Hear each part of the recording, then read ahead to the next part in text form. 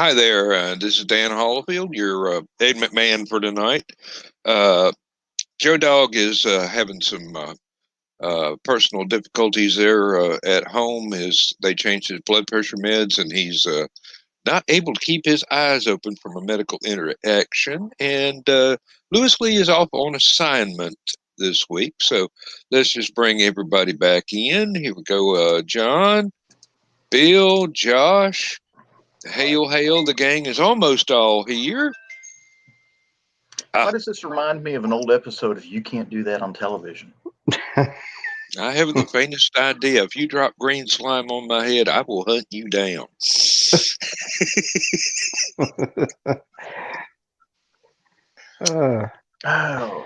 And Dan, I just got a message from Keisha Acuff saying she didn't know if she'd be able to make it tonight, but that seems to be a common thing. If she can, she will try. So we gotta keep thinking positive and do your voodoo. Hey, Carl. How you doing, Carl? What was it you're supposed to do for Peter Pan when Tinkerbell started dying? I believe. I believe. Yeah, I believe we can have a show even without Joe Dog and Lewis, although it will be quite difficult. It'll be quiet. I'm not going there. It ain't the green room. Well, the cats are away and we're the mice. I don't know if I like that analogy. All right, I play bass. Who's the drummer? Lewis. I used to. Lewis Lee is the drummer, and he ain't here tonight. Oh, yeah. Well. We'll just have to use the machine. Oh, did that lots of times in the garage band. The drummer said, "No, my dad wants me to go work on the farm today." So I pulled out the old Korg drum machine and punched a couple of buttons and got a few patterns. And folks just didn't seem to mind. At least the drum machine could keep up. My mouse is on the wrong. My mouse is on the wrong side to do this. Hey, Carl. We're running short-handed tonight, so hey, it is what it is. Somebody this is sent my that shorthand. Somebody sent that man a link. Yeah. Send him a cigar too while you're at it. Okay. Oh, there you go. Just hold it up and wave it in front of the camera. He'll pop in. And Carl, if you come in tonight, we'll also send you a Cracker Barrel pecan log. Or as y'all down in the South like to say, pecan. That's a pecan. Pecan. Like we got a Pekin, Illinois here. Pekin Insurance Agency too. I don't know of any of them in Alabama. So nope. You have to stop by Stuckey's next time you see one. Oh yeah, the little girl. She's probably in her 20s or 30s. The heiress to Stuckey's is wanting to revitalize the company and reopen everything. That would be great. I remember those quite well. I know you got that in Alabama. There is still one in that I know of. It's halfway between Chattanooga and Nashville. There used somewhere in, I think it's Coffee County, somewhere near Murfreesboro. There used to be one up there just above Tallulah Gorge. If you didn't pull off to where the tightrope walker had his cable anchored to both sides, if you went on down through the town a little bit, one of the big stops was a Stuckey's there, and the gift shop was pretty good. It had a lot of different stuff from the official Tallulah Gorge gift shop at the Overlook, which reopened not too many years back. Hello, Willow. How you doing? Hi, Willow. Hey, Nick. How you doing? Nick? Oh, yeah. Well, I'm at that age where diets don't mean much. I'm going to be fat no matter what I do, so I don't care. If it tastes good, I may eat it, long as it's I can afford it. Bill, I was going to say, don't forget to. Am I still reverbing? By the way, Not bad. No, Just a hair. You're good. Just a hair. Just Barely speak up. noticeable. Yep. Don't forget to ask John about the Chinese them planes. Oh, they were talking about some new jet fighters or something that China is supposed to be developing that is supposed to be far superior to anything else in this universe. And ain't gonna happen. I supposedly it was a report that my best friend's 86-year-old father, who consistently listens to WBBM, which is news radio station out of Chicago, 24/7, and he listens to it 24/7. So, hi, Michaela. And, come in if you like. We sent you a link. Yep, and Nick will send you a link if you want to, Yep. because even though your internet is dodgy, it can't be any worse than mine. Nick should come in and talk about the Williamsport, Indiana Falls, which is the biggest falls. There's Carl. Ta-da! Hey, Carl. Biggest falls in the state of Indiana. Hello, guys. How you doing? Oh, pretty good. Hope you've been all right. Yeah, okay. Been okay. Yep. Been on the whiskey tonight. Oh, well. Like that's going to be an impediment. Well, I had a friend who saw one of my jokes, thinking I was out of booze, so he brought over a new bottle of whiskey. And I said, well, I'll have to finish off the old one first. Oh, yeah. Well. So you guys get it tonight. Well. Yeah, that's what I'm about to get on, some whiskey in a little bit. Yeah, I've got a oatmeal stout here I'm about to open when I finish this canned beer. Ooh.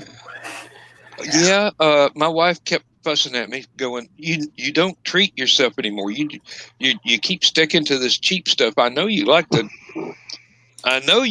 dark beer. Go ahead and get yourself a couple of stouts, and everything will be fine." And I'm going, "Yeah, well, okay. That woman's a keeper." Hey, Yeah. She hates spending my money, but she loves for me to spend it on myself. You go figure. I mean, she's not even trying to figure an angle where she can go buy something expensive. It just works that way. I ran and grabbed a 6-pack of Corona right before this started. So. Oh, very good. Oh, this is one that's kind of funny. Okay. I'm in the grocery store on July 30th. Mm-hmm. I go in, and my regular beer that I like this time of year, Sam Adams Summer Ale. Oh, yeah. Yeah. Good stuff. Good Very stuff. nice one. Yeah. I go in to get some. They don't have it. What do they have? Oktoberfest. Ooh. Oh. Another good one. Another good one. But Octaliba. August. It's not the same. Yeah. I haven't even been on summer vacation yet. I'm already drinking, caramely, Halloween spicy. beer. Yeah. I haven't been to Helen, Georgia in years. That's what I think of when I think of Oktoberfest. I mean, I know the real deal is over across the pond in Germany, but in September. Yeah. They do Oktoberfest in September. Yeah, I would love to go there. Depends on where you go. Yeah. Different parts of Germany have different times of Oktoberfest. Yeah. Yep. Like Munich, I think it has it year round. All right. I'm going to Munich. Hey. Berlin's a great city. Munich's nice too. Nuremberg. Hmm. Okay. Nuremberg, they took the entire original part of the city, which was a big castle city with the castle on the hill and the big wall and a moat and all that sort of stuff like that. And they basically built the rest of the city around it. And the old city, the moat is now a walking and hiking and jogging trail around the city. Oh, All right. And you can't take your vehicle into the old city. It's all walking. Except for there are some commercial vehicles that go in there and deliver stuff and stuff like that. So, pretty cool. They've got one of those glockenspiel clock towers in the city square that comes out. And Oh, wow. The little thing, and that's where they have their Christmas market every year. yeah. Buy that woman a dragon. She wants a blue dragon, I think.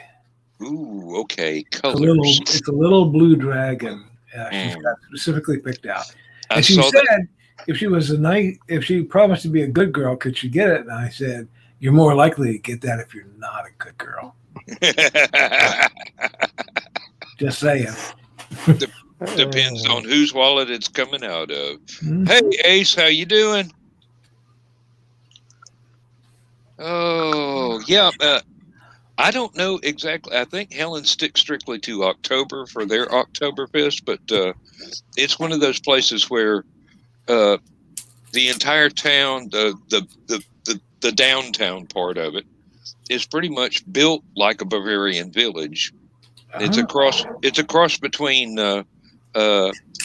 Gatlinburg, Cherokee, and some fictional Swiss or Bavarian village. There's a town in Germany. It's got the architecture, but it's all little gift shops, and it's a maze in there. It's like That's nice. That was for Michaela. oh, There's a town in Germany called Aschaffenburg, mhm. and used to be a big military town, and where Elvis was stationed. Ah, And they've got a brewery in there. It's a big local brewery. But out where they have this beer garden every year for their version of Oktoberfest, they got a water fountain out there, that just a little decorative water fountain. But during Oktoberfest, they clean it out and they run beer through it. Whoa. So when you want a beer, you just take your stein up there and fill it up. Which town was this? I have to move there. Aschaffenburg. Okay. Wait a minute. Let me see if I'll look that up. yeah. Yeah. If you can get directions from my house, that would be excellent. I appreciate that. Actually, we're going on one of those cruises that goes down the Rhine River. Oh, Viking? The Viking cruises, yes. I promised Donna I would take her, and we both wanted to go to Germany for a long time. And I told her, since this is probably a once-in-a-lifetime event, at least to go on the cruise, we're going to get one of the rooms with the little veranda and balcony out, Mm-hmm. so I can sit there and drink beer and smoke my cigars as I float down the Rhine. There you go. Is that the tour that goes by the? I think it was. Well, they call it the Frankenstein Castle, but it's not really having anything to do with Frankenstein, except there was an alchemist that was living there, and it might have been one of the influences on Mary Shelley, because they went through the area, so they might have been through a tour there and got to see the castle and everything. Well, I hope it is. Well, I mean, Donna will sober me up long enough to go take the tour. well, I was gonna say, there's so much great architecture in Europe. Mm-hmm. yeah. Yeah. I got to see some amazing stuff just over in England when Lindsay and I went those 2 years, and wound up in a pub it's actually older than the United States by a long shot, and it turned out it was one of the it's listed as one of the most haunted buildings in England. Oh wow! and everybody got weird vibes inside of it. Let me tell you, but the beer was cold, so I don't care. Is one of those things. I was gonna say I have a friend of mine I graduated with in high school with. He works in the oil industry. He travels a lot, and he goes over to Europe a lot, and he posts pictures that just piss me off. Like rubs it in my face. Goes to them ice bars over there, and oh yeah, he's been. Where's that? They built that indoor ski place. I think that's Bahrain over there, where they built that indoor skiing place. Wow. But he travels a lot. Let's just say that. Yeah, I know people that are lucky enough to be able to do that. Mm-hmm. One day I might be one of them. Yeah. Well, as long as you always got somewhere to come home to. Well, that's the thing. Home is paid for as long as they let me back in the damn country. Well, that's the problem right now. You can't get back in. Yeah. Yeah. You can go, but you can't get back in. It's kind of like Hotel California. Yeah, exactly.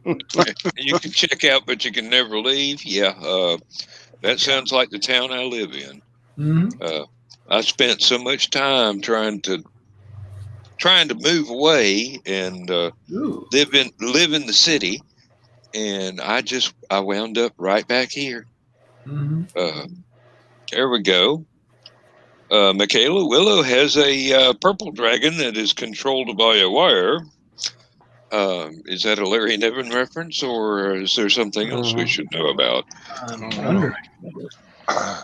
Which kind of purple dragon are we talking about? With Willow, it's a dragon. Mm-hmm. Yep.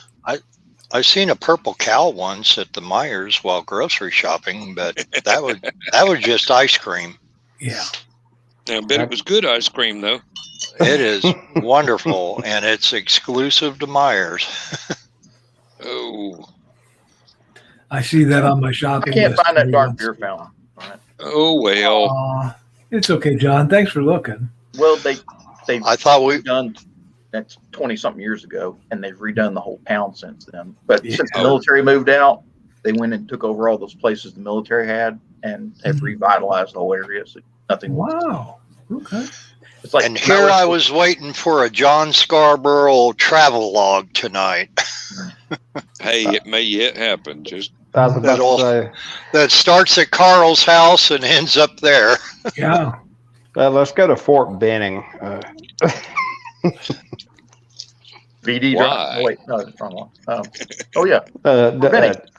Let's don't talk about that. Let's don't talk about that commander over there. But Okay. Okay, must be something in the news I don't know about. Yeah. I miss so much. I pull up the Google News thing and go immediately to the science stuff and start reading about what's going on in astronomy and satellites and space probes and things.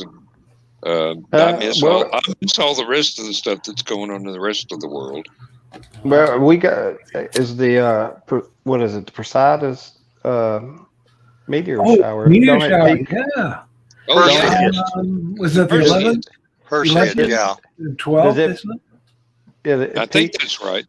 Yeah. I think it's the 11th and 12th is the peak. Yeah. Yeah. Hey, if you've never seen that, it is fantastic. Oh yeah. Brenda and I went out one night and we had those lawn chairs where you could sit back and look up, and we were out there drinking we were both underage at the time. We were drinking his dad's brandy and watching Fun time. Yeah. Yeah. I swear we heard some of them explode in the atmosphere. August 11th, 12th, and 13th in the mornings of 2021 will be the peak. Yeah. Okay. according to earthsky.org. And I've saw it some number of years ago, and of course you want to go anywhere where the night sky is just as black as ink. And what we did was we put blankets out on the ground like we were having a picnic. My friend lived in a farmhouse outside of Annapolis, Indiana, which is just north of Rockville, Indiana, which I'm sure Nick Talkard, if he's still out there, would know about it. But real small place. And night sky was wonderful. And we kind of had a little evening picnic.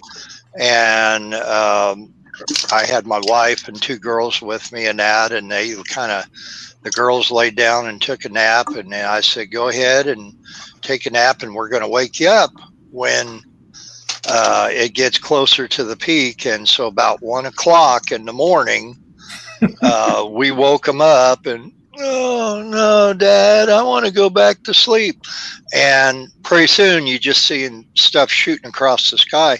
And I mean, it was fireworks, and some of it looked so low, like you could reach up and grab it. And it wasn't something that you saw one and then you saw the next one a couple minutes later. It's just every few seconds. It's unbelievable. And I highly recommend people to stay up. Well, it's different every year too. Yeah. And if you're in an area where you've got a lot of light pollution, or even just a moderate amount, it's not just absolutely totally black like it used to be back in the 70s on the farm. Yeah. You get a big cardboard box, like I don't know, something a couple of feet long, and at least as wide as your head or a little bit wider, and you cut the top and bottom out of it, so you just got a big square there, and you look through it like it was a pair of binoculars, and basically it blocks a lot of the light that hits your eyes from the side. So basically you're just seeing what's coming right through the end of the box, and you aim yourself towards the center point of where the meteorites are coming through, their basic origin point, so you can see them come through. Of course, you miss anything coming in on the sides that the box would be hiding, but it blocks a lot of the light pollution. I was about to say, basically like a eclipse box kind of thing. Sort of, yeah. See, we got neighbors across the street have this big, badass security light at night. Oh yeah. And I can turn off all of my lights, and my next door neighbors, they don't bother me that much. But to look for the usual source of a meteor shower, that light across the road, even though it's a quarter mile, half a mile away, is just really bright. So it kills your night vision, basically. Yeah. But the cardboard box thing makes up for it. You can even cut out a semicircle for your face so it fits right on in there. You can do it with a shoe box or something like that. Yeah, that'd be lighter to hold up that long. Oh yeah. Because you could be holding that for an hour. Oh well, a little bit of duct tape and whatnot. You fix it up like it was a VR. Hey, asshole. What are those people out there walking around with cardboard boxes on their heads for? And you better hope you don't have to go to the bathroom midway and wake up the next morning with that box on your head. I mean, that's happened. You just wander over to the hedgerow and hope the neighbors are asleep. Luckily enough, where I'm at, the light. We don't have too many lights down this way, so.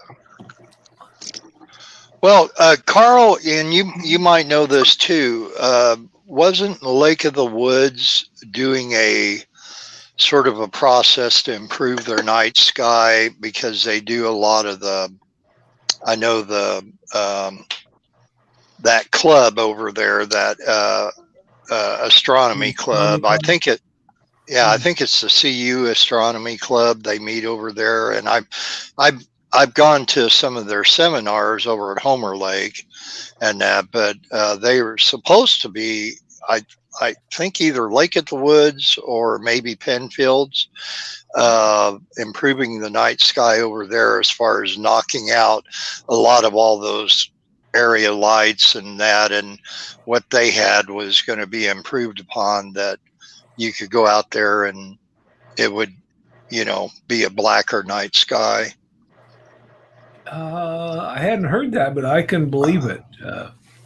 Yeah, they because they used to have the astronomy club and telescope. Well, it used to be on the campus of the University of Illinois, and then that, of course, built up, and so there's no way you can use that anymore.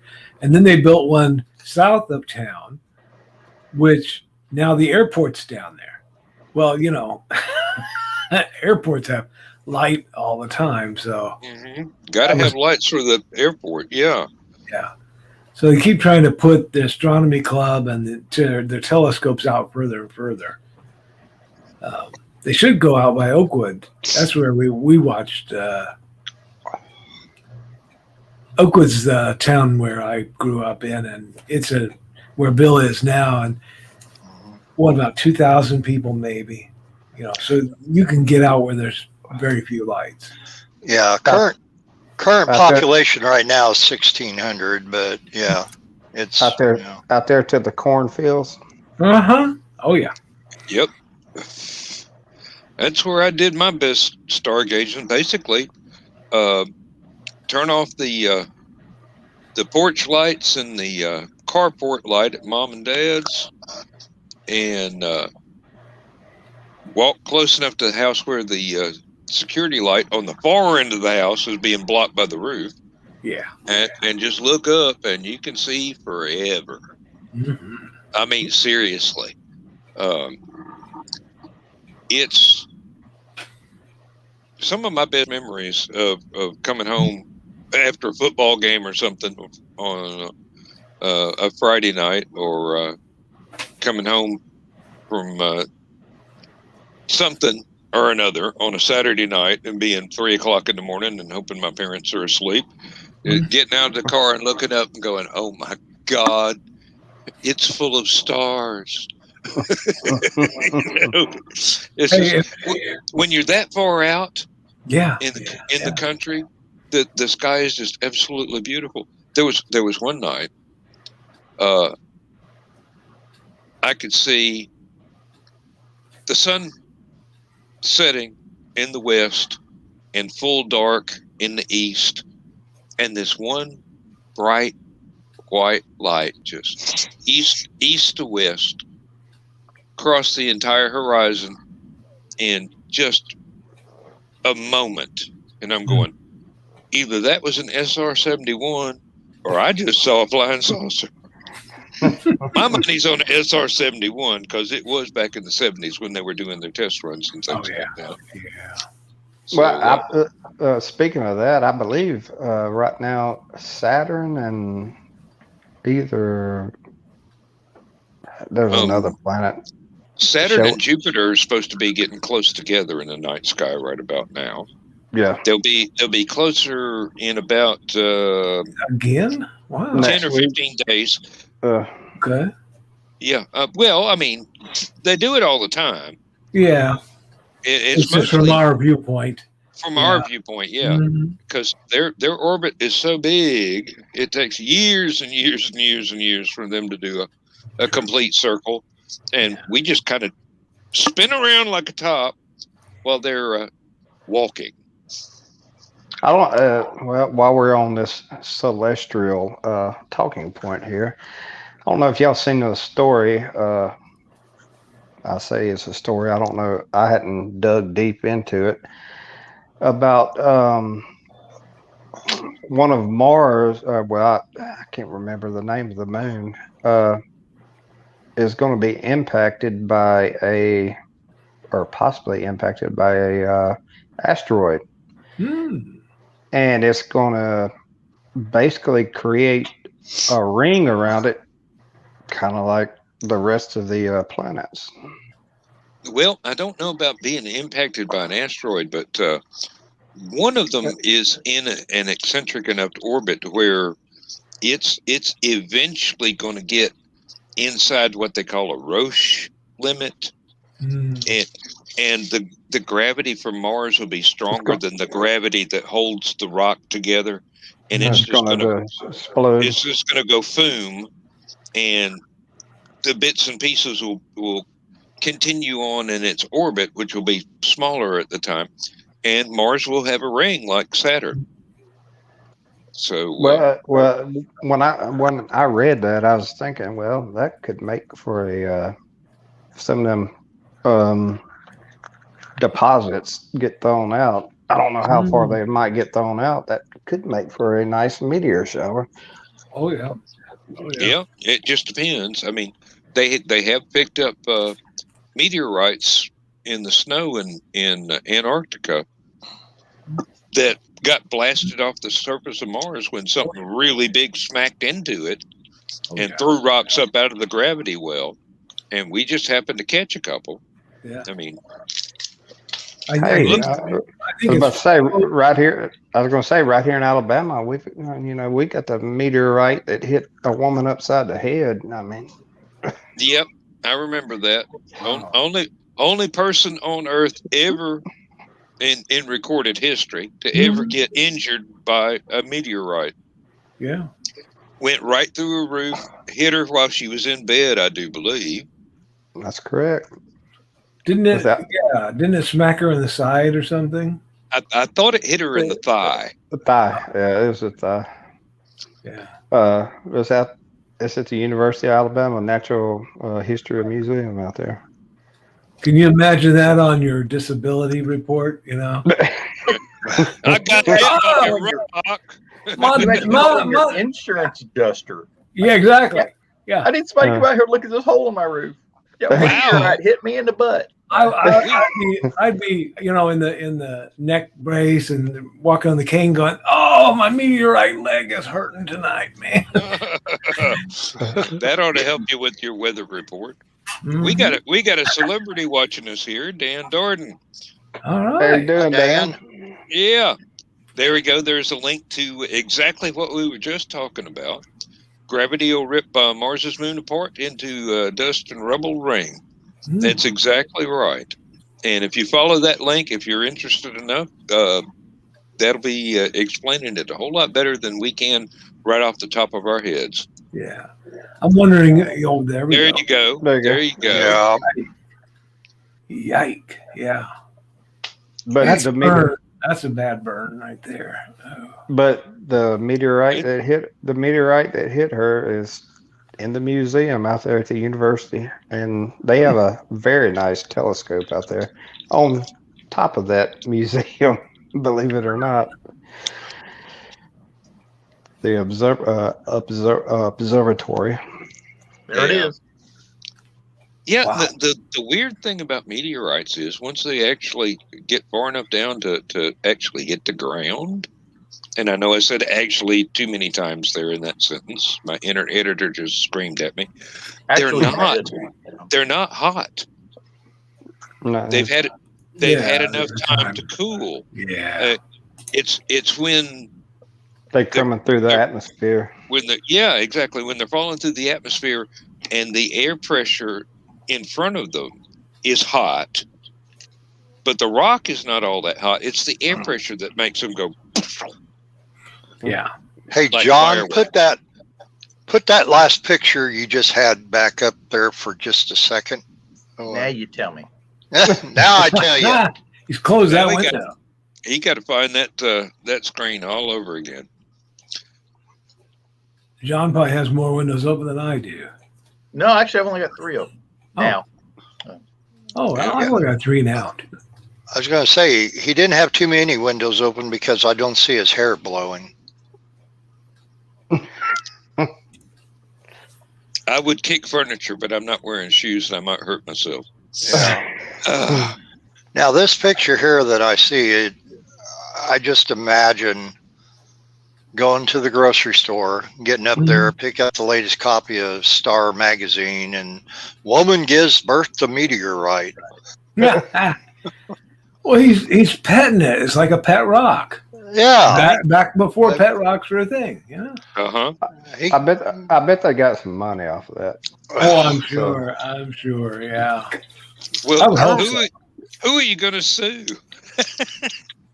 Well, I remember they had that Walton's episode where the meteorite came down through the sister's house and almost hit the still that they made the recipe. Lord. The Baldwin sisters. Oh yeah.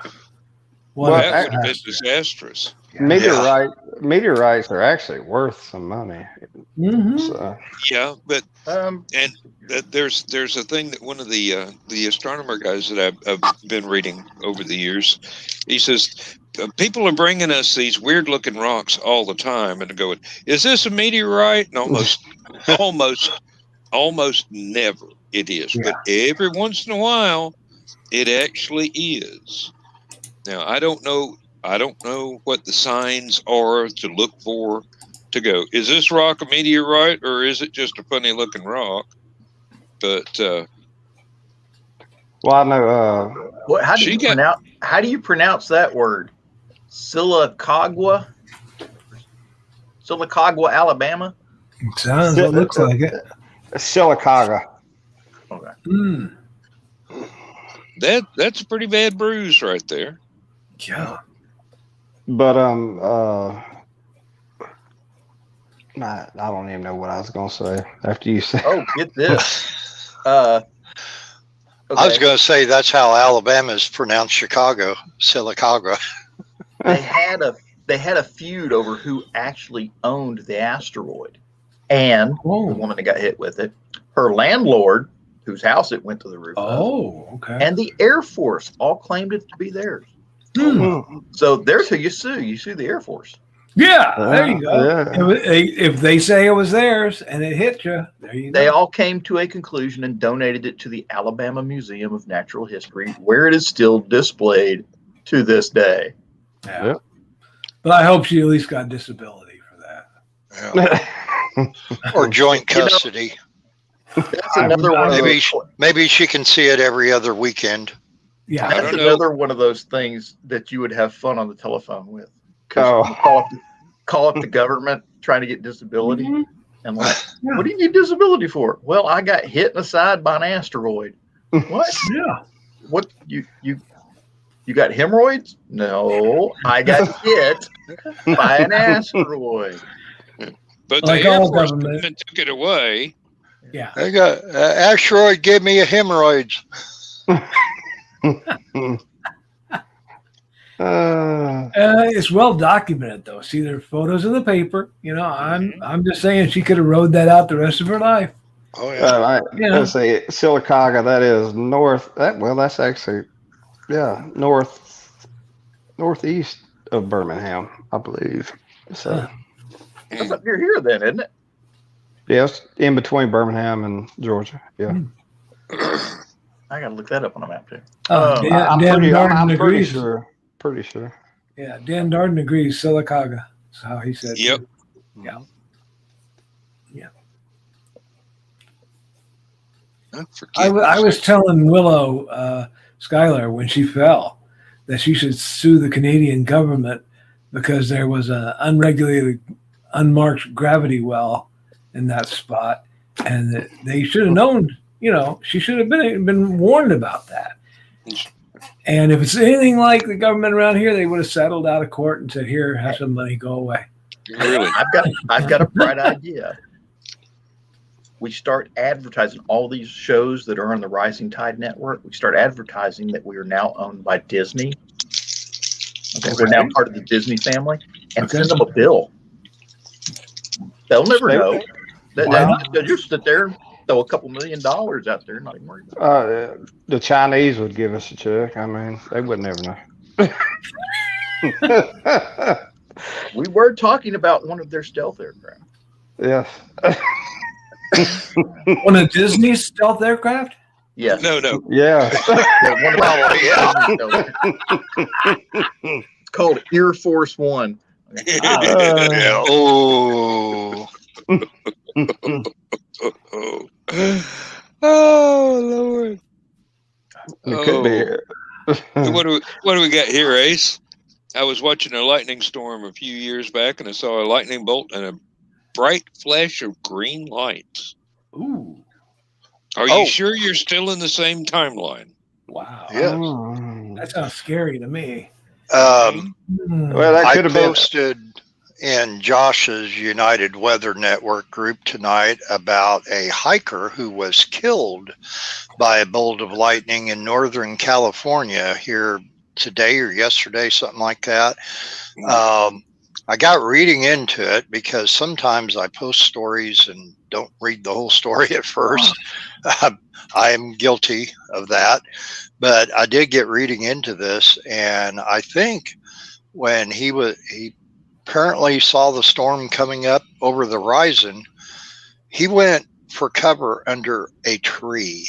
Oh, that's the And first I'm one. like, okay, that's probably what's going to do him in. That's, they tell you when you're in Cub Scouts, never go under a tree or anything that will be conducive to lightning, Spread your feet far as you can and grab your ankles. All I can tell you. Actually, when I was in basic training, we used to go out to the rifle ranges, and it's Fort Benning, Georgia. Fairly flat terrain. And thunderstorm roll through, and they'd see lightning. They would make everybody first. They try and hide you behind whatever terrain they could find to hide you behind. Which at rifle range, it's usually a berm, man-made berm in between the different ranges. So they'd hunker you all down behind one of those, and they make you squat down, lay your rifle like 20 feet away from you or something like that. Squat down and stay as low and in a ball as you can. Yeah. Apparently that makes you less of a target. I'm like, I'd just rather stand around and get hit by lightning than do this all day. Yeah. I'll take my chances shooting a rifle downrange instead of, just hoping that somebody that thought this up wasn't playing a joke on the infantry. Who was that said that comment about the green bolt? It was Ace. That was Ace. Yeah. Ace, yeah. I would like to know a little bit more about that, but I can think of a couple of reasons that it would be green looking. I mean, if it was after the lightning, maybe not, but that green lightning could be caused by ice. Oh, okay. Could it also do something to your eyes if it's close enough? I mean, because, if you get blinded by a bright light, sometimes they'll wrap you up like a douche in the middle of the night. Exactly. Yeah. But you could also be kind of blind for a while, and then when your sight comes back, it's reddish and greenish. Yeah, absolutely. And I wonder if that could do something to your eyes too, to make them. Yeah, absolutely. But the ice in the atmosphere, it will turn. You got to think the cloud. I know probably all of y'all have seen green clouds sometime or another. So sure. And normally that means hell is in the clouds. So. Yep. When the sky looks green, you talking about tornado weather around here. Yeah. You get that greenish yellow tinge to everything. We get that, and then the pink. Everything turns pinkish, and it's like, oh no. No, I have seen maybe 3 different green fireballs. Naturally, I knew it was a meteorite burning up, and 1 or 2 of them. The first one I ever saw looked like it was huge and just close enough to reach up and touch, but it must have been several hundred miles up still, because it was absolutely silent and just kind of faded on out. Didn't even go pop or anything like that. But we're going out to the first farm that my dad had bought, And my sister and I were riding in the back of the pickup truck, which tells you how long ago that was when people were allowed to do that. And it was about 7, 8 o'clock at night. And there I looked up, and there it was, just Yeah. and it was beautiful. It was absolutely beautiful. It wasn't just a streak of light; it was a ball of green fire, Mm-hmm. which meant it was probably about the size of a grain of sand or something. So it managed to be big enough to survive, getting low enough to where I could actually see it look big, even though I knew it wasn't. And depending on the angle too, if it was coming almost straight down on you, or on your location, it would look more like a ball coming straight than it would a streak. Mm-hmm. Okay. I want to show y'all something funny. This is my redneck coming out here. Okay. Oh, okay. Show them in here. I've been looking up the stuff about that meteorite impact, and I was trying to find. They actually didn't get any money from it. They actually paid $500 to get it back from the Air Force, and then donated it. Wow. Yeah. Okay. That's some but I selfless want to show people. you, the house that got hit by the meteorite isn't there anymore. Let me show you what the lot looks like where the house used to be. That's it. That's where the house used to be that got hit. Huh. Okay. They put 2 trailers in there since then. But here's the funny part. Here's the redneck in me coming out. Is that truck up on blocks? That was That looks Was like that Sanford truck Son. there at the time? I am wondering that because technically those trailers are probably owned by the guy that originally owned the house that was the rental. It's a rental property. Yeah. He's got Still owns a the nice old property. Ford truck there and a yeah. nice old Chevy truck there. I'm like, I think I saw Lamont Sanford out there behind that one trailer. I'm thinking that was the truck that he drove her to the hospital in after the, after the meteorite hit. You think he had her in the back? Yeah, with I the think blanket so. over That's a big girl. Fling her in the back there. Don't make her bend. No. Gentlemen, doctors still made house calls at that time. Oh, that's true. right. That's right. Don't have to take anybody to the emergency room. You just have to wake up a doctor and listen to him gripe about having to drive out there. Okay, she's got a bad bruise. All the way to Silicata. Actually, no, they did drive her to the hospital. They did? Okay. Yeah. Hang on a second. In the back of that truck, I'll bet. But they had to take a pig and 3 chickens to pay for the hospital bill with. I don't think it was that bad. But there's the doctor. There's her hospital bed. Yeah. Okay. Doctor, we don't have any insurance, but will you take a piece of a meteorite as payment? I still say she gave birth to that meteorite. Hey, I'm telling y'all, the meteorite and that creation of Prudential Insurance and their motto: "Get a piece of the rock." Oh, they should have paid that woman something for that. Yeah. Mm-hmm. Strangely enough, they did cut the rock up after it got donated. So. Oh. Yeah, they had to examine the inside of it. Yeah. Oh, okay. And then later on, he went to star in the new movie Jungle Cruise. Okay. Yeah, that's a thinker. I know. Yeah, I know that's a stinker. No. Stinker. Yeah, there you go. Okay. All right. No, I was just thinking what I could do with that remark if I was in the green room. Yeah. Hey, Carl's here, so this could be the green room tonight. No. We don't want to get Joe Dog dinged on this. We're on his account. I said the cat's away. It doesn't matter. Facebook is still watching. Hopefully, if I get AC finished tomorrow, I will join the green room tomorrow. All right. Very good. There we go. I hope you get your AC fixed, because man, Josh, you'll Really? love this bit. That first night you told us the AC guy was there and working on your AC, my AC went out. No, you're joking, right? No, but I know what it was. It was an easy fix. Oh. So, Well, I'm just getting my whole thing to read. we're looking at that sometime in the next 5 years. So. Yeah. The AC went out in my lab at work last week when it was 100 degrees inside the building. Oh, it feels like where I'm sitting right now. It feels like 100. Well, they gave me a portable unit. We set it for let's see, it let us run it all the way down to 61 degrees, and for the whole week it never got under 80. And I'm going, oh, this is not good. This is not good. So I quit turning it off at night. When I left to go home, I quit turning it off. I left it going all night long.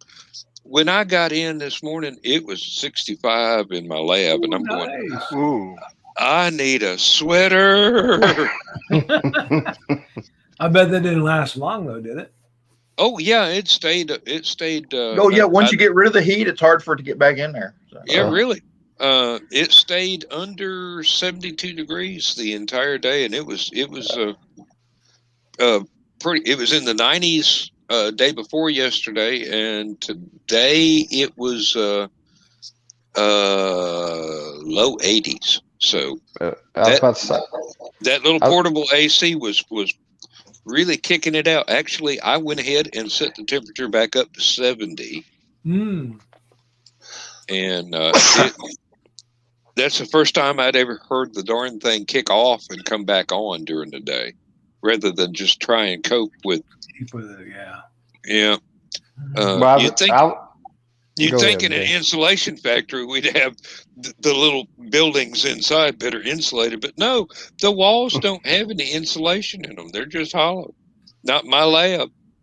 It's goofy. I was going to say, today, I think the high was like 80. What did I tell you earlier, Bill? Like 85, 86 over here. Something like that, yeah. Had my AC on 72. It got up to 78 in this house when I had my AC on 72. And the unit's just too small for this house. I mean, the refrigerant's fine. Everything's fine on that end. So it's just getting ridiculous. So they're not going to have to do anything to the duct work, but they got to put a new unit in and then redo the wiring. Is that basically what they're doing tomorrow, or new unit, new handler? Wow. Yeah, probably need a new breaker because it'll be more powerful than the old one. Yeah. Well, it's better that it went out, and I told this to Josh earlier, a day or two ago. It's better that it went out this time of year as opposed to the middle of January or February. Hey, I'd rather it went out in January because I can put clothes and cover on. You can take all you can take all your clothes off, be naked. It's still gonna be hot. Well, and was it just the air conditioner or the heater too?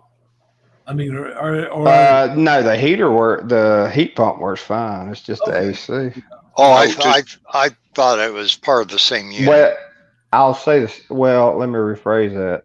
The outside unit will not heat. Now, if you just put it on emergency heat, it will heat the house fine. So you're wasting just all kinds of electricity on that. So. Yep. Lindsay turned our attic fan on at 8 o'clock, and I opened up the window and had the door to the office open here, and it got chill real quick once that attic fan kicked on. And basically, what it really needs to do is push all the hot air out of the attic, and so that the ceiling stops radiating heat into the room. jams. And, that's something I wish we had as an attic fan. Well, it's an old house. It was built. It was built by the Housing and Urban Development in the 60s. Okay. Which means basically it's a patchwork of whatever they had left over from other jobs. Maybe Jimmy Carter was involved in that. There, no, peanut. No. If That was Jimmy before Carter had been him. involved, it would have been prior a whole to lot the better political constructed. career. The old peanut farmer. He used to. I'll tell you a story. A little quick story. My uncle. Well, I think I said all of my grandfather. All his family.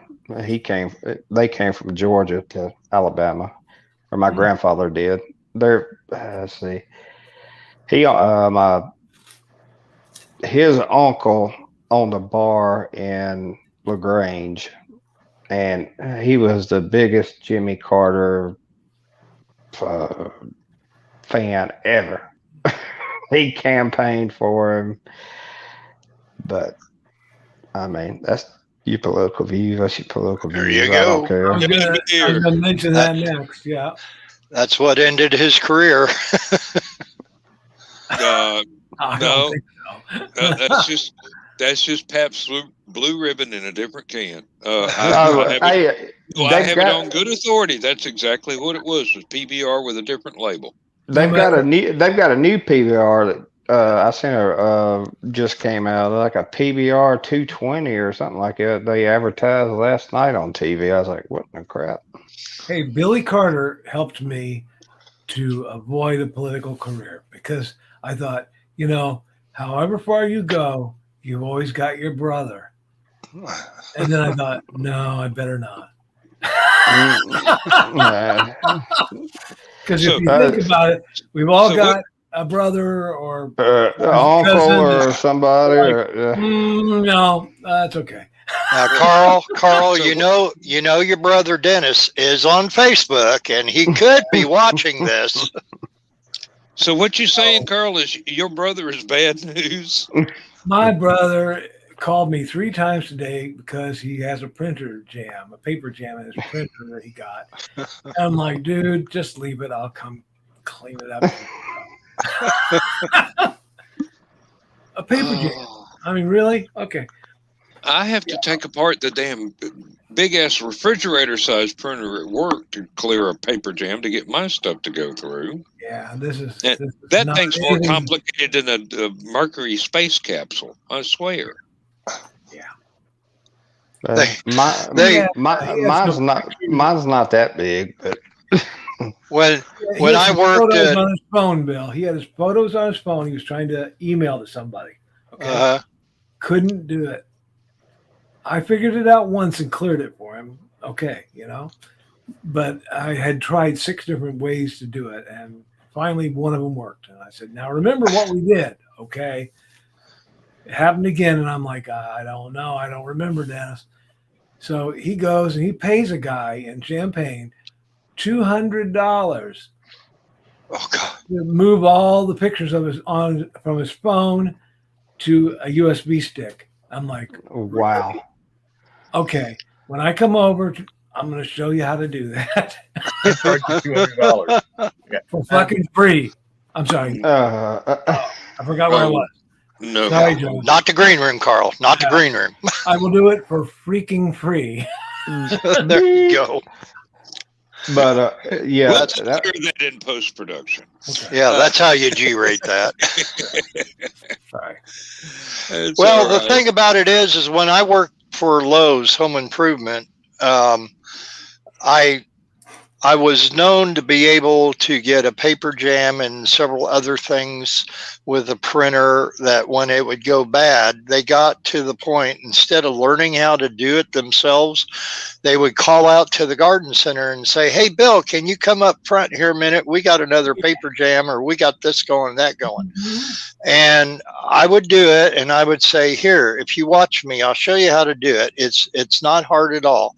And and for about 2 seconds would watch me, and then I'd turn around and they had walked away. Mhm. So then one time they called me again, and I was really, really busy out there. And I said, I don't know if I can get in right away. Well, we got a customer waiting on this, and we're trying to print out a copy of this thing for them and all this. I'm like, okay, I'm coming. And I walked in with a great big, huge garden fork, held it up in my hand, and I said, okay, where's the paper jam at? And they're like, oh, we'll get it. And they never called me again. There's so many jokes in that, but oh my god! Really? At my offices, He wasn't forking around. Let me tell you.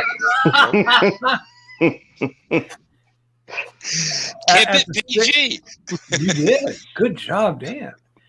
I like how you kind of danced around that one. At the state of Illinois, they bought these, like Dan was saying, those huge refrigerator type printers, and they're smart printers. Okay, smarter than most of our users were. Okay, and I discovered a little trick to them. If you would tell it you wanted it to print, and you tell it you want to print on white paper. Okay. Now, if you had yellow paper in there, it would sense that and say, nope, not printing until you put white paper in. Okay. So I had an office. I think it's like 300 miles from me. It's from the central Illinois all the way up, not to Chicago, but the other side of Illinois, in Freeport, Illinois. And they said, we're having troubles printing. And I said, do you check? Is there colored paper in there? No. Okay. I'll be up there next week. Okay. So they didn't print for a week. I go up, open up the drawer, pull out the yellow paper, stick white paper in. All of a sudden, that thing starts spitting out a week's worth of their printing. 1,000 pages. Yeah. And I'm like, you better get some more white paper. You're going to need it. Quit putting the yellow stuff in there. It don't work. Start chopping the tree down. Yeah. Now, anybody who changed their thing to yellow, see, they would be able to print. So they could say, well, Joe was able to print. Well, yeah. Joe changed it to yellow paper. He's probably the one that put the stupid stuff in there in the first place. We had one of the printers that something went wrong. There was an update of some kind going on, and it had changed the printer port, and nobody knew it. So it was sending everything to the wrong port, but the printer was still right there. So my boss went in and he poked around in the settings for about half an hour, and he goes, "No!" and changed the port. And 2 weeks worth of printing came out. Oh yeah, it's been waiting there in a queue. Yeah, all that time. Yeah. So he hands me all the stuff that was mine, and I'm going, okay, yeah. I just kept hitting one copy for you for all this because I know you need this, and I know it was just going to go to the queue. And as soon as we figured out what was wrong with the darn thing, it would go ahead and print. So these are yours. You just have to look at the dates and the product codes, and you'll be able to figure out what they're for. And he goes, yeah, I wish corporate would quit playing with this stuff over the phone lines. That used to be like the parts place when we'd have to I don't even know what you call it now. When you run your debit cards and stuff. And card reader. The card reader. The next morning, you'd get the big long receipt, basically showing every card you'd read and everything. Some mornings it wouldn't work, so you'd hit it, and you'd end up getting like 40 foot of freaking tape paper. I'm like, good Lord. The fanfold paper, yeah. I remember that stuff. Here we go.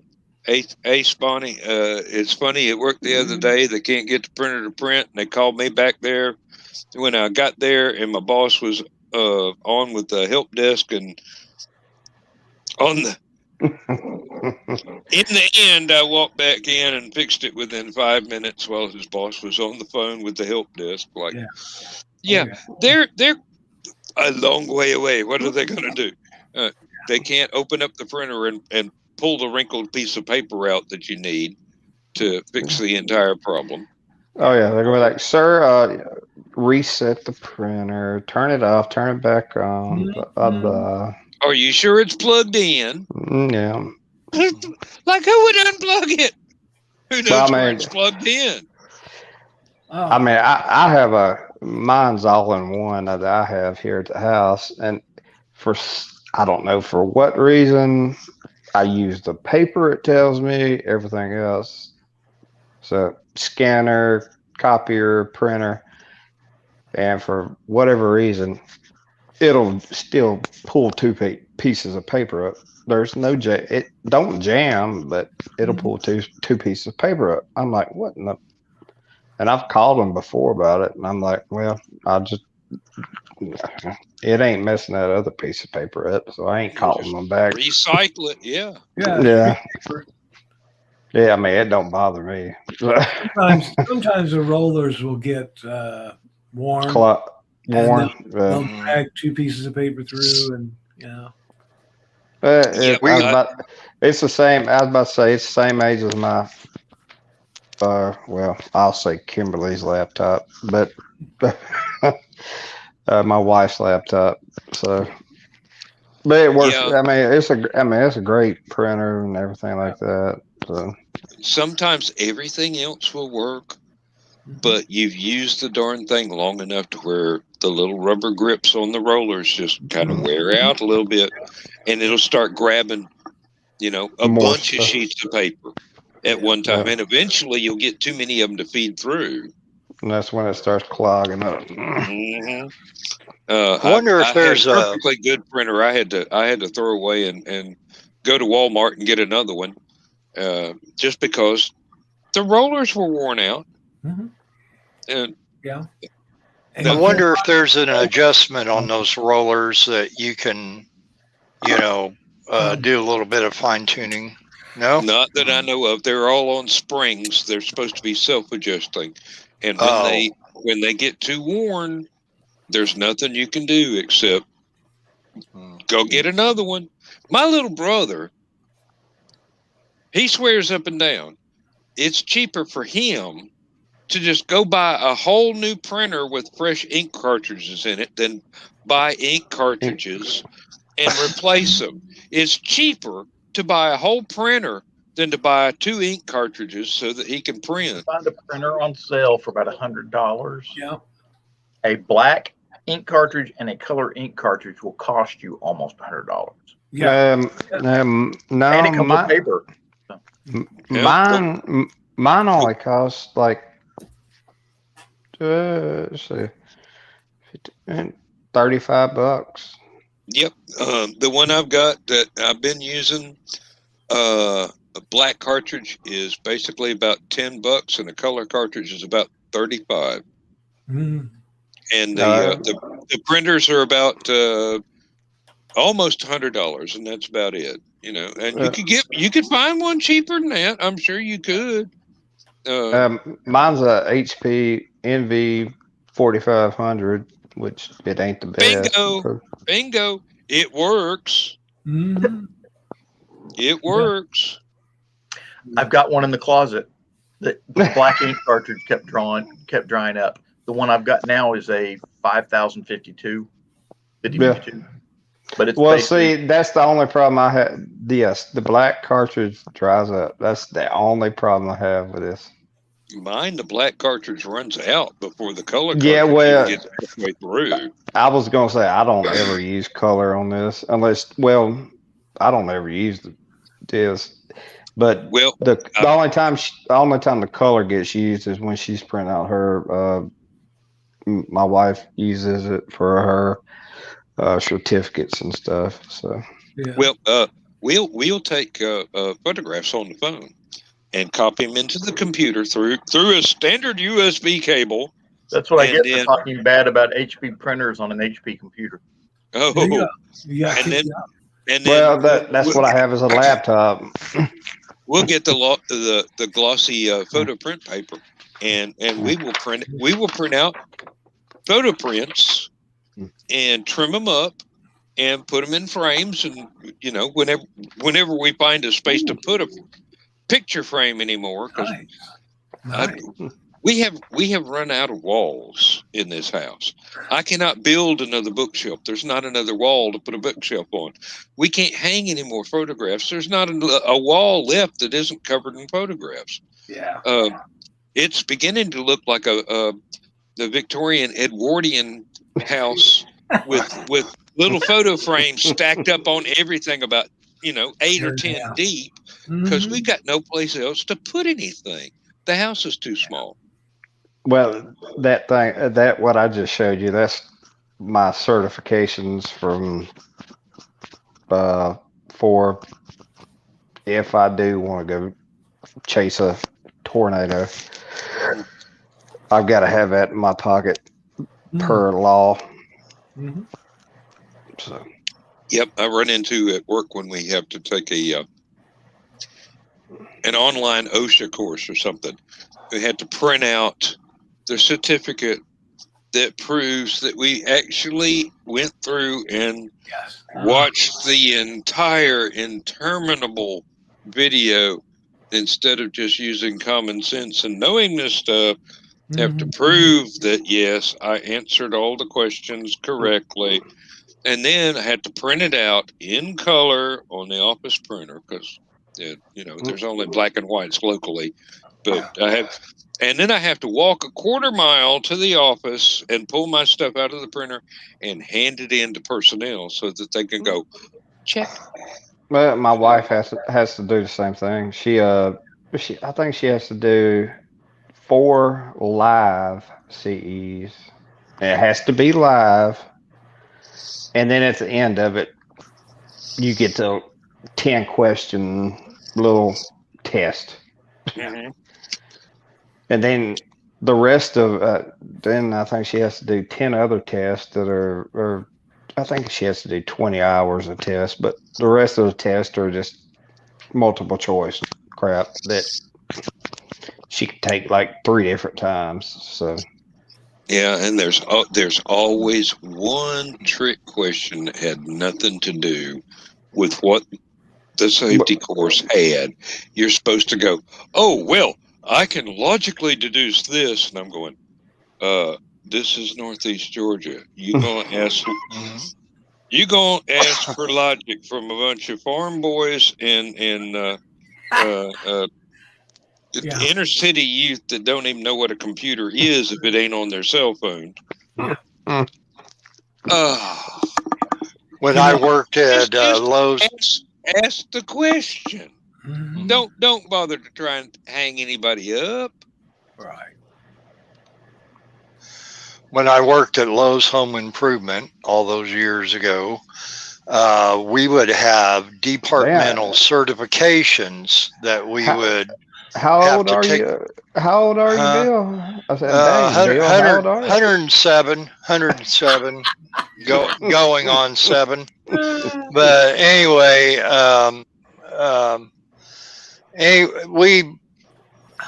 you had certifications in each department, but then each department also had other tests that you had to take for certified. So one department might have had 15 tests to take. Another department might have had 8 tests, and another one, I think the largest department that had the most certification tests to take was the lumber department, which had 27 tests. So when you passed these tests, the HRM was supposed to print off little certificates like what Josh just showed on there and give that to you to put in your file. Then she printed off another one to keep in her file. But also you got a neat little pin that you would pin on your Lowe's vest saying, I'm certified in whatever it was, and that. So me and one other guy in the whole store was the only two people that got certified in every department and every certification in every department in the whole store. Wow.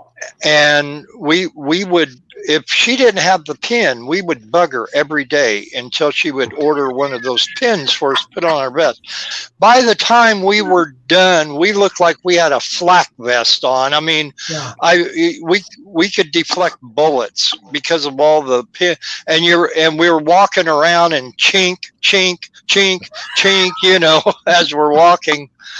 And you know, so basically, y'all look like you were generals in the North Korean army. Oh, I don't know what it was. Yeah. And then they came up with the policy saying you're not allowed to wear all those pins anymore, and that you could wear the one pin that you got certified in the department that you actually work in, and then that's it. You know, and so I brought them all home. I mean, you know, Yeah. like Put them on a flag.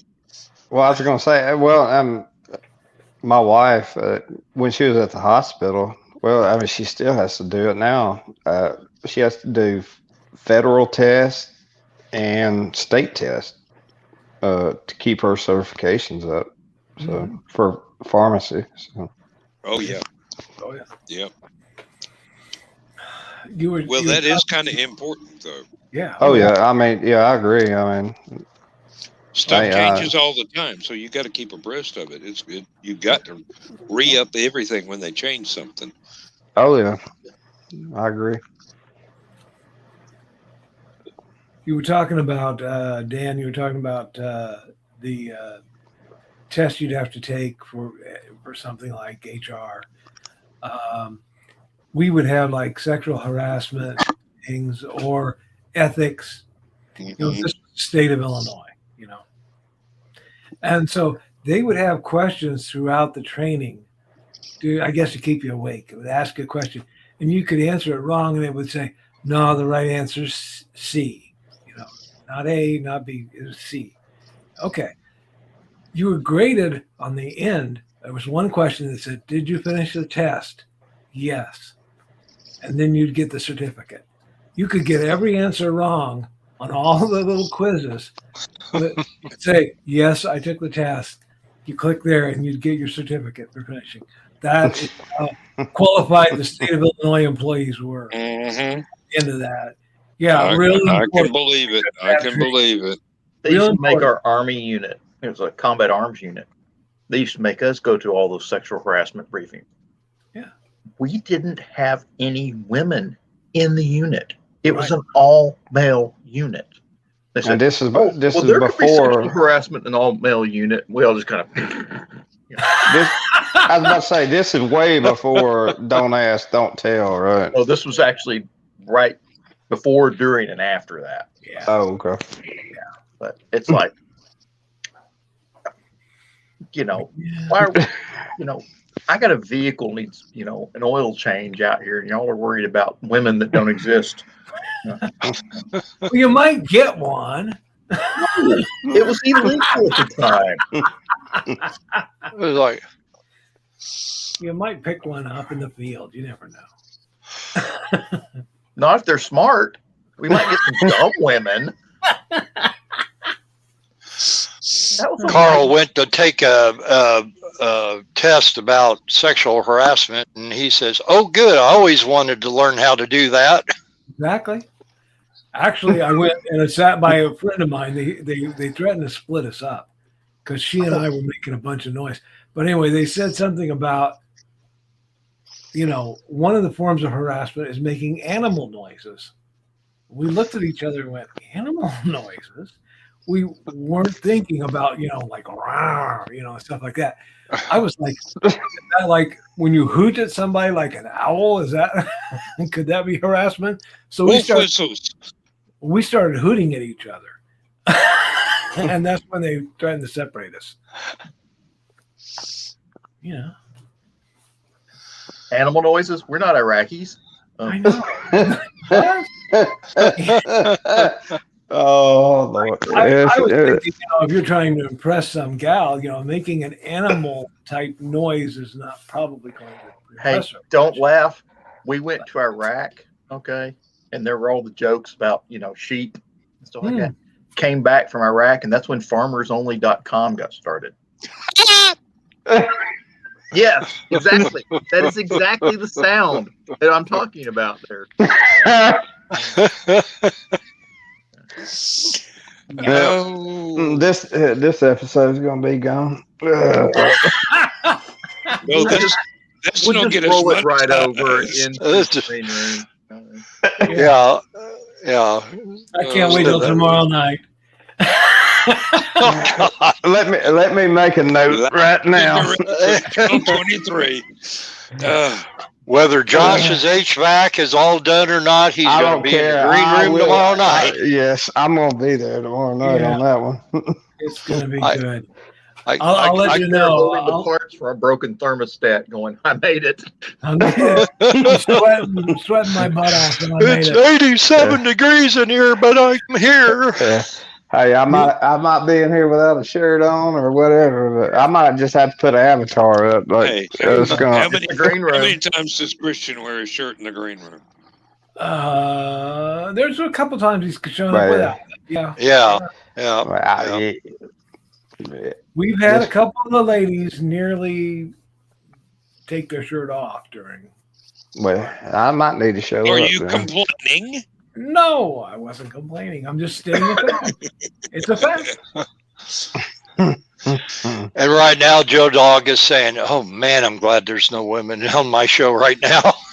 I was about to say his head's probably spinning a little bit more. He's asleep. Good grief. If any women come on here, we'll just be nice. We won't hoot at them. No. Ooh. Don't pollute. I was doing my Woodsy the Owl. Come on now. Bill, you was at Lollapalooza this last weekend. I know where you was at. I used to date her a long time ago. Poor Ace is holding his comments back. I don't blame you. Tomorrow night, green room. You ain't got to hold nothing back. Believe me, I let everything. Open the floodgates, Ace. Just open the floodgates. Write it all down. You'll find a way to slip it in. A little preview of what might happen. You know how. Let me write stuff down. Go ahead. There are certain groups on Facebook that are real open and friendly and such. So if I go to the cigar group and I post a picture of, this awful cigar and say, what do you guys think about this? They'll go, oh, well, if you like it, that's good, or I tried one, wasn't bad, they'll, have you ever tried one of these, But I went into the shortwave area, and you go to the shortwave or the ham area, you can make a simple comment like, I put up a new antenna. Oh my God! I started a battle this morning, but just by saying I put up a new antenna, it's much better than my old one, and I'll tell you all about it tomorrow night. It was. That's why you're having the drunken rant, aren't you? Yeah, I do it. He's not on our show. He's not on our show being nice. He's hiding out on witness protection. Exactly. This is. Because I see 3 more comments just came up about that antenna. I'm like, it's in my yard. It's on my radio. Leave me the hell alone. Nope. Let me guess. These are the same people when oil lamps became popular. They were going, oh, no. You shouldn't ever change from a wax candle. Yeah, it's a conspiracy against the wax makers. And think of all the candle makers that are going out of, they don't have a job anymore. What the hell? Yeah. Outsourcing the jobs. There's a big discussion and argument now whether a solid core wire is better than a stranded wire. Oh Lord. Who cares? Oh, okay, Ace. Friend me on Facebook, okay, and I'll get you over there. Okay. There you go. That's Carl Witzman. Yeah. My name's under, will be under again. Yeah, friend me on Facebook, and I'll take care of you. Hey, Carl. Yes, sir. Post the link to the green room on Stupid O'Clock sometime, if you think about it. Can you do it in? You can't do that. You can't do that because the green room is a closed session. Oh yeah. You have to keep it private, and it's invitation. What you have to do is join Uncle Carl's secret humor group. Mm-hmm. No, don't do it. But not if you're easily offended. No. Right. It's not for the easily offended. You got to have an outer skin like a battleship to be on this. Hey, they let me in. I mean, good grief. Hell, I was about to say, hell, they let me in. See, you pass the test. Basically, I look at everybody's feed. I look on your Facebook feed, and if you got a lot of sensitive stuff, like I was in my prayer group last night, and somebody said something, and I got offended. I'm like, okay, we're out. That's not going to make the cut. No. Yeah, well, I invited. I'll be right back. Okay. I invited Josh in the secret humor group just to clear out some of the ones like what you were just talking about, Carl. We've had a few, and it's like, what the? Oh hell! Let's get out of here. Carl did a purge recently of the people that had joined the humor group, whatever, and I made the cut. Apparently, I'm not sure if that's a good thing or a bad thing. I guess I made the cut too. I haven't checked. You're all right. Yeah. No, we had a gal one time. We were having a green room, and Brian K. Morris was in there, and he says something about let me take my shirt off, and he just pretended to take his shirt off. He didn't really do it. And the gal says, "Oh my God, there's nudity in here." I'm like, "Oh my gosh." Not that we want to see Brian without his shirt. Okay, we love you, Brian, but keep it on. But nudity, no, I don't think that counts. So yeah, she's one of the few I actually had to kick out of the group. I said no. And if you complain about somebody else's post. If you say, John Scarborough's post offended me, well, you're out. John's okay, but you're out. Complain. Yeah. The thing is, if there's a post that you don't like, keep it to yourself. Yeah, scroll by. And then just go on and go to the next one or what, That is the one thing I've noticed about social media is that people just cannot ignore something and move on. Oh, exactly. It's like, no, their head will explode. I'm reporting this. Oh, yeah. Or I'm going to jump on there and tell you how essential oils will save your soul. Yeah, I mean, it's council culture, bullcrap council culture. I mean, that's. Oh, we got plenty of that going around. I only have one essential oil that I use. Yeah. And it's Hope's No. 9 Nitro Solid. Okay. I bought some essential oil last night or yesterday, but it wasn't for me. It was for my yellow Pontiac, and it was SE Pennzoil SE30. Here's essential and oil right that here. is the most essential oil. This is the essential oil right here. Yeah. Woodford Reserve. Yeah. Carl massages that into his face every night. Uh-oh. Oh. It's getting empty. It didn't make a big boom like it usually does when I open it. Yeah. Yeah, I massage that into my face, especially around my mouth. Yeah, I was going to say via your mouth. Yeah. Hey, we got to protect what teeth I have left, so I'm putting them in this whiskey to help them. Yeah, that's my story. Well, this Cracker Barrel pecan log is getting me kind of wired here. I might actually make it to Dan's show tonight. Gunboard. Oh, okay. There's an essential oil. Okay. There's an essential oil right there. Oh, I have it. Yeah, I have that. I think I heard somebody rubbing that on their joints one time. They said I've heard that in WD-40.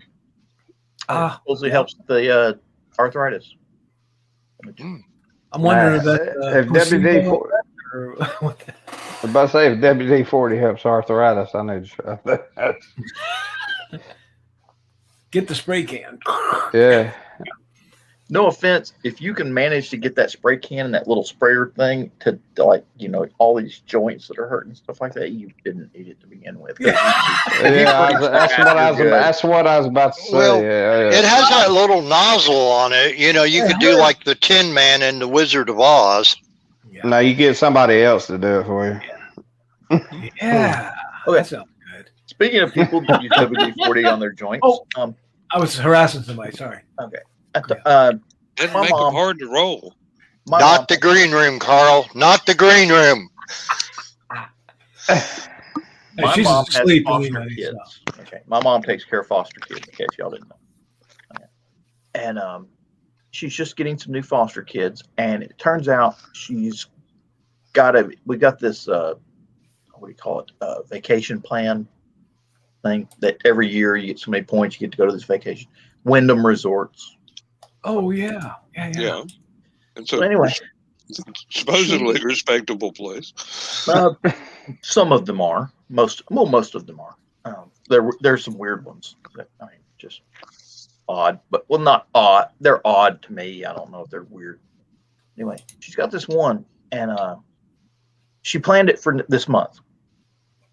So here, sometime near the end of the month, I'm going to be going down to Panama City Beach, Florida, with Mom and the foster kids. Because apparently somebody has to carry all this stuff. And anyway, let me show you something. I was looking up the place where we're going to go. I'm going to bring this up on the screen here real quick. I'm familiar with Panama City. All right. The amusement park used to be a whole lot of fun for a kid. Yeah. Now, on Front Beach. The place we're staying is right here on the beach. It is a Days Inn Wyndham. Okay. Doesn't sound expensive. No, it's kind of nice, and we're gonna be there for like 4 days. And anytime I go with Mom anywhere with the foster kids, it's what Paw Patrol and Juicy Juice and fish nuggets and when chicken fingers, whatever. Anyway, like that. It's just really kind of. So anyway, I got to look at where we're going. I'm going to zoom in on this. I don't know if y'all can see it as well as I can, but there's the Days Inn by Wyndham. That's the big hotel there, right? There's the Hooters. Well, we know where you're going to be. Yeah. Let me see here. There's Beachside Liquor Store. Yeah, there's Tropic Beach, and then jump slide indoor playground. That might come in handy. And then they've got all these it's like Harpoon Harry's beachfront, place down here. And see here, where's one of the other ones I was looking at to look to come. Salty Goat Saloon, which I believe is a biker bar, but I won't bet on it. It's a good bet. It's a good bet. Okay. Anyway, there's a lot of nice places down there. Now, you said there was an amusement park? Yeah, there used to be back in the 70s. Oh, okay. I don't know if it's still there. It's right on the beach. Oh, is it? Well, it's just it's on the landward side of the beach, not the beach side of the beach. Oh. I was about to say there used to be a couple of them, like go-karts and everything like that. Oh, yeah. There's strange enough, right where we're going to be staying. Let me see if I can find it here again. That's the Days Inn. This over here, where did I find it? Oh, here. This is an RV park. Yeah, I've actually stayed over there at that RV park. Really? And then it's got the RV park. They got a wave pool and the slip and water park and all sorts of stuff like that. Mm-hmm. That looks like it'd be fun for the kids. Yeah, and then mini golf. And then the only problem is they're little kids. There's Goofy. Hey, Goofy. They do have a Goofy golf. There you go. little kids have moms, so I'd be interested in sitting by the end of that thing, drinking a beer and. There is a word I cannot say in this particular show. Okay, maybe the moms would be too young for me. Maybe if they have their grandmas take them. Doesn't look like too crappy. Carl, for everything you're saying tonight, you should have brought that "Sorry, Nana" meme on there to post on here, because I think you could have used it about 5 or 6 times already. Okay, whoops. John was at the place y'all are staying at? Yeah. Okay. Yeah, that's nice. It does look kind of nice. I don't see a kitchen though. Probably a kitchenette. Probably not even that. Probably a refrigerator. Yeah, you'd probably have to Google Panama City Beach Amusement Park or whatever. It might not even still exist. I don't know. Like I said, last time I was there in the late 70s. Yeah, that does look a lot better. Yeah. That's a nice sunset right there. Huh. Oh, that's pretty. Yeah, that's pretty. Yeah. Yeah, I guess where I'm going to be stuck with a bunch of kids. Yeah. Goofy golf. Gosh.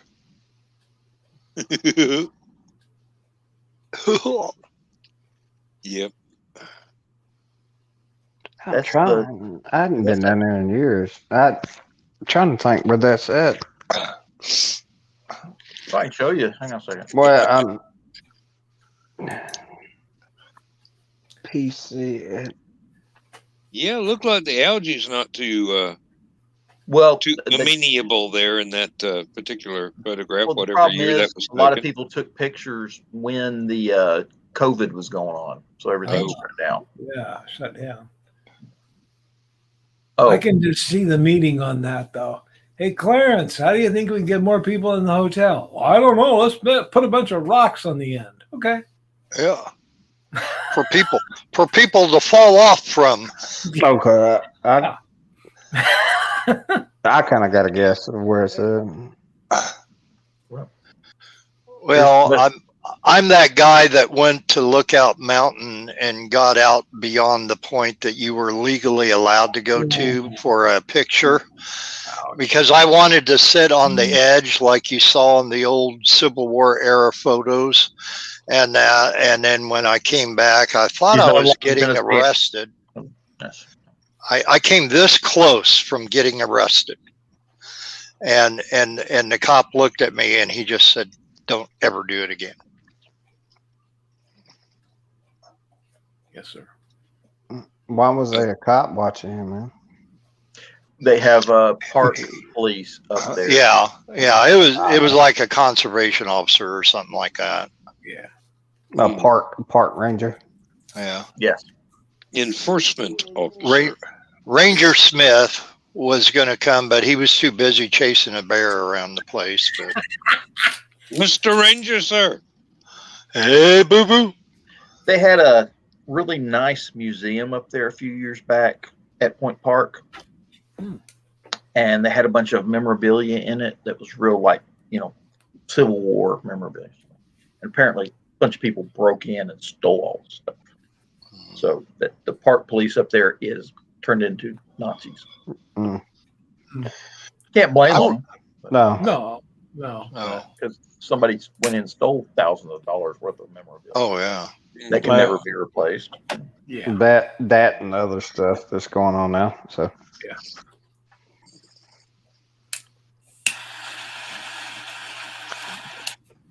Yeah. Cue the flamethrower. man, what to say? Break out another cigar here. Ace, you only got about 21 and a half hours to wait till the green room. So just kind of hold back a little bit. I got Ace invited, so. There you go. Everybody hold what you got and remember where we parked. I hate to push the green room here, but the green room is where you can chat with us like you're doing here, but it's never recorded, so nobody can go back on you later. So unless Carl screenshots it. Screenshot's one thing, but your words are not recorded. So, and I can't say that here. Oh wow! Thank you, self-editor. Dan, were you there that night that Matthew was telling his story? Probably. I've been there. I've been there most nights since I discovered it. Of his mother making him. Yes. Okay.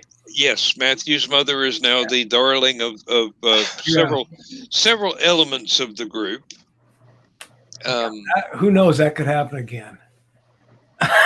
You never know. Hopefully not to Matthew. I need to hear this. And the language. I need to hear this story before I come on tomorrow night. No, we don't. You don't. No, you don't. No. You're happier without Let's just say the way Matthew was talking, you could have had a drinking game and got plastered. Well, I mean, that could probably have been about 20 minutes in. I came in late, and Carl was watching me, and I was just sitting back and I was, kind of wanting to discuss the issues about my headsets and that, but I was just sitting back because they were on a roll. And then finally Carl steps in and says, okay, subject change. Bill, how did everything turn out with your headsets? Because it's like it would have rolled off the cliff if you didn't step in there, Carl. It's Bill kind of sat like there like a deer in headlights going, can I actually say something serious now? Is that permitted? After what I just heard? Woo! Well, between him and Ted, it was intense for a while. Oh. Yeah. And well.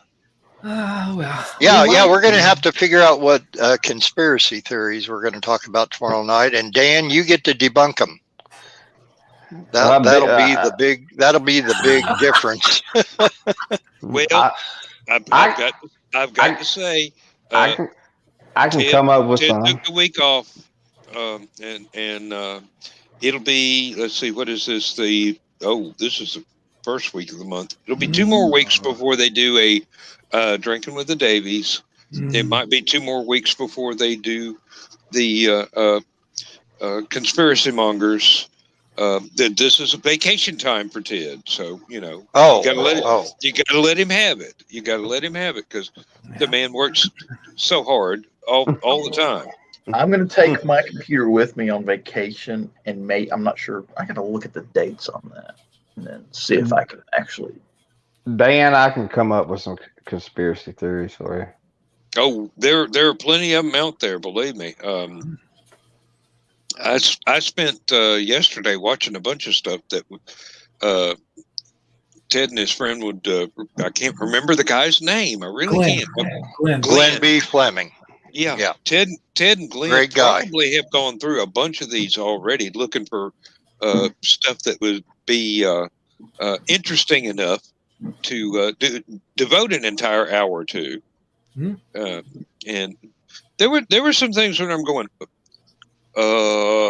Wait a minute. This is too woo for anybody to take seriously. So I think they would have skipped that one. But this one's slightly less woo, so it might make the cut.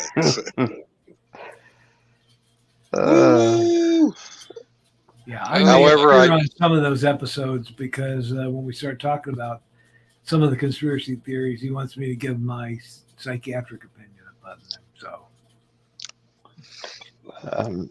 I need my psychiatric opinion too. I sometimes need the opinion of a psychiatrist. well, never mind.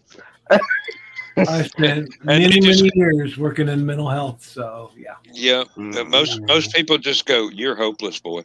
Yeah, I was about to say. But in a good way. I'm not certified, but I'm definitely certifiable. Well, that's what I was just about to say. I would like to see somebody start a show kind of that was reflective of the old In Search Of with Leonard Nimoy.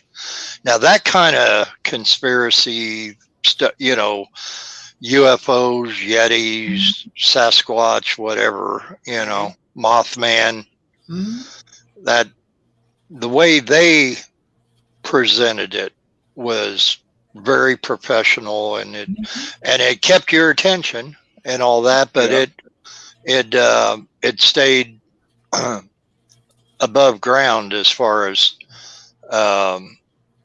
the seriousness of it and that. But yeah, basically it was here's what we've been able to find from the research. You make up your own mind. Well, I was gonna say I've got a buddy of mine that does. They call it abnormal realities.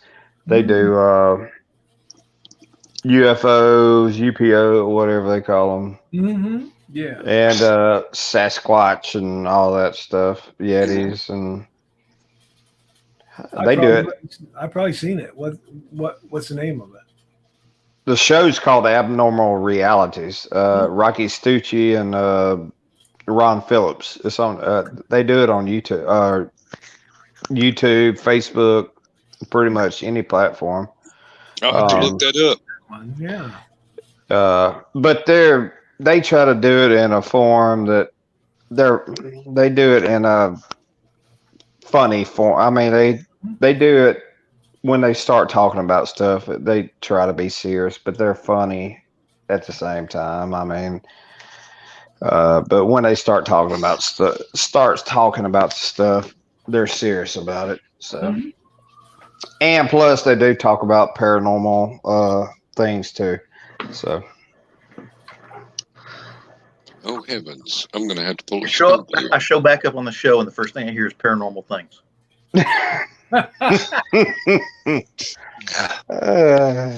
That's you because timed that well. We are haunted by your presence. I sense a spirit in the room. Okay. That's my kind of spirit there. Derailed. Not necessarily, but what do we got here? Ooh, this is okay. Just looking stuff up for about 30 seconds from now. Oh, I see. Yeah. So I gotta pull a skunk here in a minute. I just did that myself, actually. Oh well. I thought I smelled something. That's just that Mexican cigarette that your neighbors are smoking.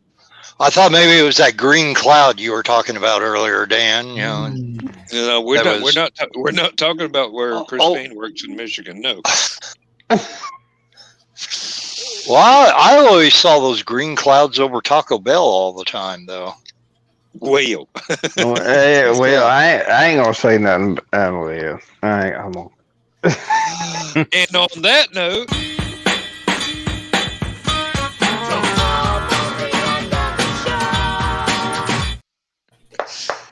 We have managed to survive almost 2 hours without Joe Dog and without Lewis. And now we got to go do mine. Oh, Lord. I'm going to try it tonight. Might as well.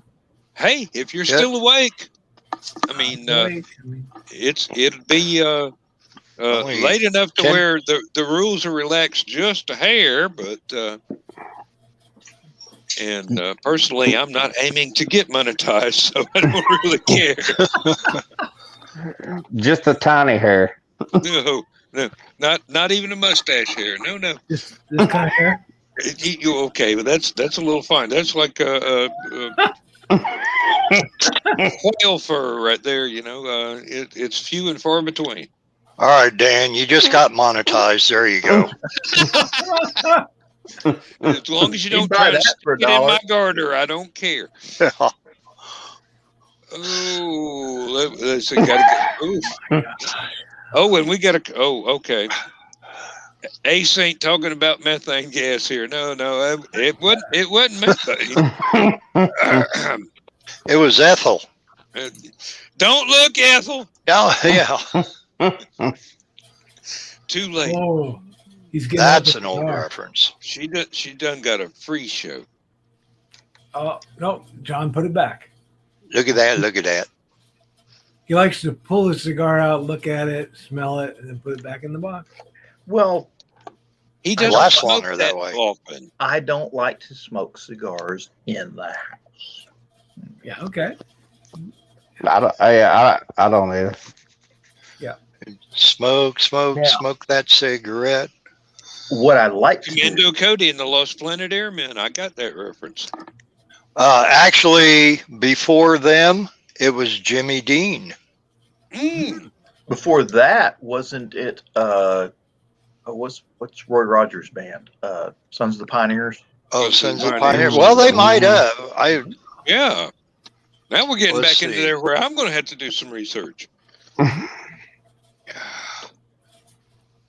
Let's see if I got time enough to do this. You got 7. You got 7 minutes. Bill's. Let's see. Bill's gonna beat you. Go ahead, Bill. Tex Williams. Tex is Williams, 1947.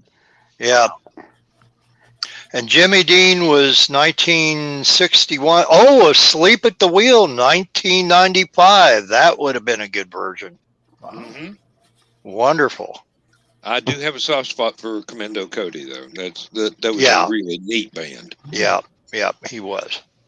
They had a good group. It's a Western swing novelty song written by Merle Travis and Tex Williams. Oh.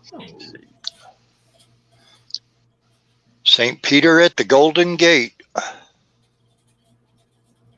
don't know. if I've Cover ever versions. heard it all the Okay. way through. A cover version performed by Phil Harris stayed on the charts for 4 weeks. Leader of the Jack Benny band. And then Johnny Bond and his Red River Valley Boys. I believe that's the one I was thinking of, actually. Oh. And All right. Sammy Davis Jr., Oh, Ah, Willie Nelson, hey. I could Dennis see him Weaver. singing. Dennis Yeah. Weaver, Wow. Michael Nesmith. Oh, yeah. Michael Nesmith's got a great sense of humor. Okay. Yeah. Hank Thompson, Jimmy Dean, and then Commander Cody. It made it to number 94 in the Billboard charts in 1973. There you go. Asleep at the Wheel also did it. Doc Watson also did it. Oh, Doc. Tom Bresch, and then in France, Eddie Mitchell. He did a version for his. He did it for his album "Rockin' in Nashville." There's Have you somebody. heard- There's somebody named Eddie from France. Eddie Mitchell. Yep. And I strange could enough, see Michael Nesmith singing that because that would fall into a lot of the comedic songs that he did on the elephant parts. and then Uh, in France, Yep. the song is known as "Fume Cette Cigarette." Un petit cigarette. Boom, see, that cigarette. Oh. Hey. And Uh-oh, somehow we I'm just- still hearing Eddie Izzard's voice. We just got demonetized in France. Well, Why? quick, Carl, put your beret on. I For know, I mentioning was like, cigarettes, we probably Where's got your a bonus. beret? Or let's talk about Jerry Lewis, and then they'll forget all about it and like us again. Yeah, Hey, yeah. brilliant. But we got to talk out his last movie with the sad clown or whatever it was. Oh, yeah. What was the movie that he did where him and the female actress, which her name escapes me, where they played kids, but they were the most horrid looking. It was like, the size of adults, but they were playing kids that couldn't quite talk or whatever. It was a movie that came out in the maybe late 80s, early 90s. Nope. Oh. There you go. Now we're back in France again. And he smoked a cigarette. Yes. Yeah. You think Yeah. it's a cigarette, but actually, Parlez-vous français? yeah. I love how Oui, oui, oui. on his telethon, he would like start out maybe, okay, I quit smoking. I'm not smoking anymore. By the end of the telethon, he's like chain smoking again. Like, Yep. yeah. Oh, did you see the one where they finally got him and Dean back together? That was from the MDA telethon from 1976, and supposedly the story is when he was interviewed by Johnny Carson later, that he said that he had no intentions of reuniting. He said that was the most hardest thing he ever did in his life, because I guess he was never more unfriendly with Dean Martin than what he was at that time. Well, But he didn't show it on screen, so that's no, Nope, not on the they screen. were consummate But actors. They played it off on screen Yeah. where it looked like it was really something. and you know, they were never again together again after that time. yeah. You know, so I believe what he said. Oh, yeah. Yeah, that was one of the things. The breakup of that group was really one of the hardest parts of my life, because I idolized both of them, and to find out that they no longer could get along was really it hurt. It really hurt. But you know, it's their lives. They got every right to do whatever they want with them. So I'm just a fan. I can't make demands. Would be just like if you thought that Laurel and Hardy never liked each other in real life or something. Yeah.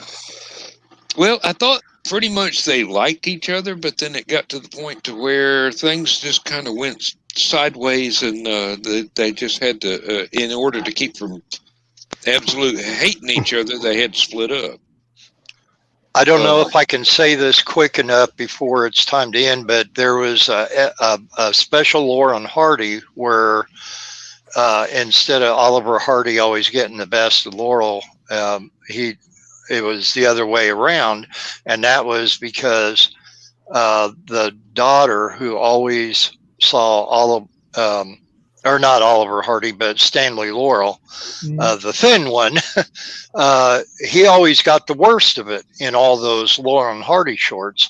And so they made a special one just for his daughter, where Stanley Laurel got the best of Oliver Hardy, and that was made for her because she thought that Oliver Hardy hated her dad. Oh, nothing could be further from the truth. Right. Absolutely. But they made that specifically just for her, just so that it would ease her mind. All right, folks, we got less than 30 seconds. Let's wind it up. Everybody say good night, everybody. Good night. Bye, adios.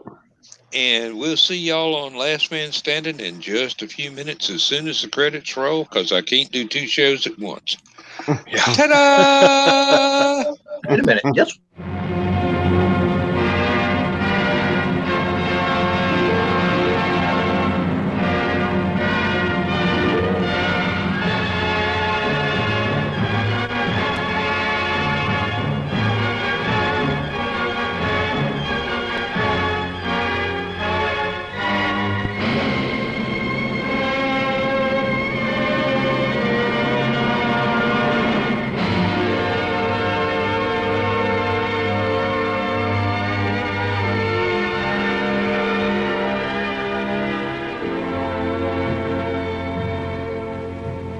I have slept the surly bonds of earth and danced the skies on laughter-silvered wings. Sunward I've climbed and joined the tumbling mirth of sun-split clouds, and done 100 things you have not dreamed of. Wheeled and soared and swung high in the sunlit silence. Hovering there, I've chased the shouting wind along and flung my eager craft through footless halls of air. Up, up the long, delirious, burning blue, I've topped the windswept heights with easy grace, when never lark nor even eagle flew. And while with silent, lifting mind, I've trod the high, untrespassed sanctity of space. Put out my hand and touched the face of God.